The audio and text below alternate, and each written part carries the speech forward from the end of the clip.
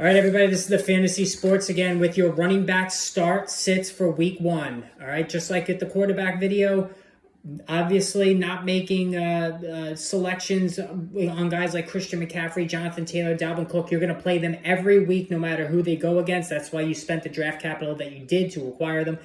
Instead, I'm going to look at the more the iffier calls, the guys further down the rankings list that the fantasy football community is haggling over, deciding whether they should put him out there for week one or just sit him out and go with somebody else. So, like always, before I proceed any further, hit that subscribe and notification button if you haven't done so already.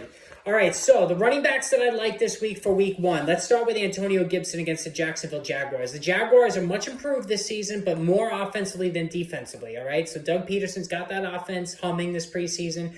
I really like how the offense looks, but the defense is still a sieve, and I think that Antonio Gibson, having gotten new life, getting his job back due to unforeseen circumstances with Brian Robinson, the tragedy of him getting shot. Luckily, he survived, but it's going to be 4 weeks at least until he returns to action. So Gibson knows this is his opportunity to shine, to save his job, and I think he's going to be up to the task against a Jaguars defense that struggled all last year and really doesn't look much better on paper this year.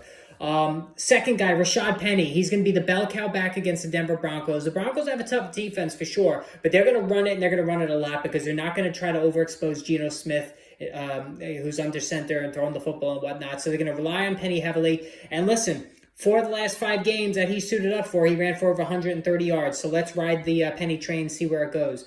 All right, I also like Melvin Gordon on the flip side in the same matchup. Melvin Gordon against those Seahawks. The Seahawks defense is horrendous, especially the defensive line. It's terrible.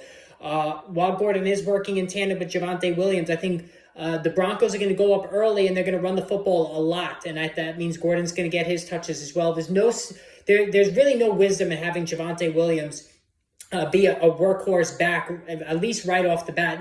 Down the stretch of the season, they can give Williams more carries. But early on especially, they're going to probably still go with that 50-50 split. And Gordon was very good last year. He almost rushed for 1,000 yards, had a very impressive average. I believe he averaged 4.6 per carry. So that's nothing to sniff at. So I think Gordon is a good play here. A.J. Dillon, I do like A.J. Dillon against Minnesota. I think him and Aaron Jones are going to work well in tandem. It's going to be a high-scoring game. Dillon proved that he could catch the football last season, so I think he's going to be in for some good goal line opportunities. A very good chance for him to score touchdowns. All right, my sit candidates. This one won't surprise you. Cam Akers. Want no part of Cam Akers entirely, but if you were silly enough to draft him with all the Achilles concerns and all the things I've talked about all summer long, I would sit him against the Buffalo Bills. The Bills' defense is ferocious. That defensive line is tremendous. Akers has to prove to me that he has that burst back, and with an Achilles injury, it's likely not coming back given the history of this injury with running backs. So until he proves that to me, I'm not using him, especially against arguably the best defense in the NFL. All right, Kareem Hunt, I'm sitting him against the Carolina Panthers. I think this is going to be a very low-scoring game. I want to see how the Browns use their running backs. And we know Nick Chubb is going to get a lot of opportunities. And since this is a low-scoring game, I think Chubb is going to run the ball a lot.